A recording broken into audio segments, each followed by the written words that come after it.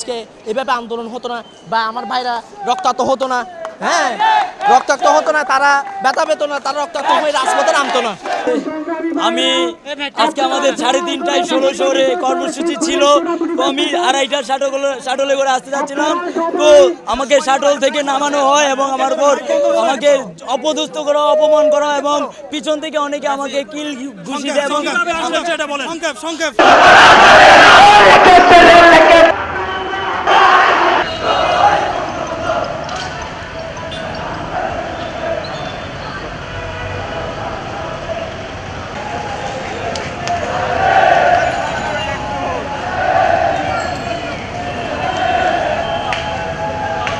জনাব সাদ্দাম হোসেন ভাই এবং সংগ্রামী সাধারণ সম্পাদক শেখ ওয়ালি আসিফ ইনান ভাই স্পষ্টভাবে বলেছেন, আমাদের আন্দোলন,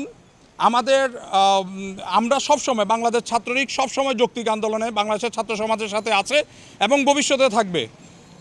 আপনারা জানেন 18 সালের যে কোর্ট আন্দোলনের যে রায়, ওই রায় আবার কোর্ট বহাল রেখেছে। তারপরেও সাধারণ ছাত্রের লেবাসধারী বিএনপি জামায়াতের সন্ত্রাসীরা আবার আমাদের জনদুর্ভোগ সৃষ্টি করে রাস্তায় মানুষের চলাচল বিঘ্ন ঘটে।